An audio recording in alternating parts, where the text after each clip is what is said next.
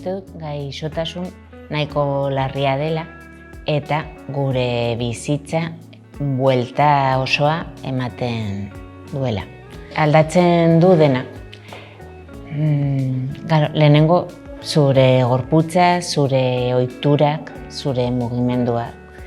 Eta gero gizartean lana, ikasketak, lagunak, nola ikusten duzu mundua eta hiria aldatzen du dena. Vanessa Sarasola da, iruindarra, eta esklerosi anizkoitza du. Nafarroako esklerosi anizkoitzaren zentroan elkartu gara berarekin. Eta bide lagunduen Katxalin Armendariz fisioterapeutarekin. Ematen dizute diagnostiko eta ez dakizu zer gertatu behar den. Badakizu, baduzula, eta zer gertatuko da nirekin hemendik 5 urtetara, edo bihar. Lanean jarraitu dezaket? Familia bat aurrera atera dezaket? Gurpildun aulki batean bukatuko dut? Vanessari 22 urterekin egin zioten diagnostikoa. 16 urterekin hasitako sintomak haren nabarmenagoak egin zirenean. Besoak eta eskuak ez nuen sensibilidade, baina motricidad fina edo ikasten ari nintzen eta ezin nuen ongi idatzi. Eta gero ja ibiltzen. Lehenengo batez ere oreka galdu nuen. Eta ibiltzen nintzen hori paretetan.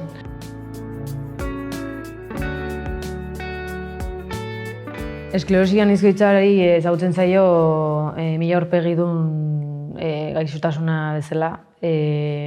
Desmielizazioa gertatzen den tokian funtzio hori galtzen da. Orduan, buruan badaukagu konfigurazio desberdina pertsona batetik bestera, orduan fokoa gertatzen den tokian hor gertatuko da, izango du beste manifestazio bat.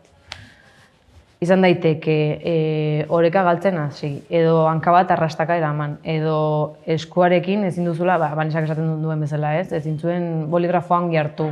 Esklerosi hitza entzuten dutenean, jende askori gertatzen zaio, etortzen zaiola ELA burura. ELA bada beste gaixotasun bat. Ezberdina da. Eta desberdina da. Neurodegeneratibak dira biak, baina ez dira berdinak. Eske ELA mortala da. Eta ezagutzen duzu, ez da. Gurea ez, gu bizi gaitezke. Esklorosiarekin hilko zarete, baina ez esklerosia gaiztik. Eta bizitza hori ahalik eta bizigarriena izan dadin, lanean ari dira Nafarroako esklerosi anizkoitzaren zentroan. Horretarako oso erabilgarria den makina bat dute orain dela 3 urtetik. Exoeskeletoa. Exoeskeletoak egiten duena da martxa perfektu bat erreproduzitu. Orduan, beraiei gertatzen zaiena da, hasten direla berriz ere galdutako esperientzia horiek bizitzen. Ze beraiek, esan dugun bezala, funtzioa galtzen joaten dira, eta exoeskeletoak oinez ibiltzeko gaitasun hori ekartzen du, bidaltzen dio burmuinari seinale hori, ez? Esan ez daizu, orain arte egin duzuna ez dago ongi, hau da, zuk egin behar duzuna. Eta gero ere laguntzen die postura zuzentzen. Nire altuera, nire ikuspuntuan berreskuratu eta ni naiz hain altua, galdu nuen hori ikuspuntu hori.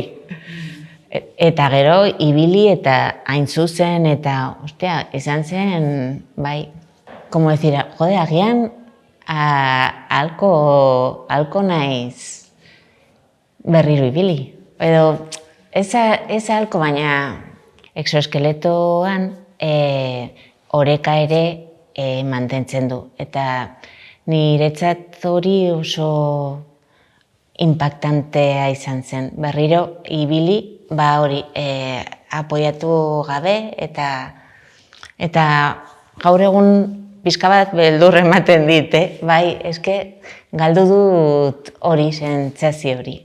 Terapia bat da.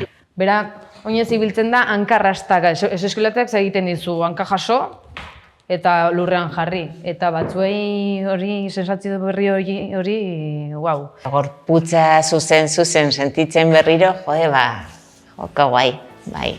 Baina badira aste batzuk makina izorratuta dutela. zaharra geratu da, eta berria erosi nahi dute. Teknologia berri bai. guztiak bezala badute iraupen bat. Iraupen motza. Eta honek eman du, eta jarraituko du ematen, baina egia da, hau dagoela. Diru laguntza publikoen bidez makina hau finantzatzeko aukerez galdetuta, ezkor agertu dira. Osasun bideak, diru laguntzak ez dira nahiko, ze oso garestia dira. Oso garestia da. Horrelako aurrekontu bat finantzazioa oso zaila da. Bai. Eta horregatik egiten ditugu kanpaina pila bat.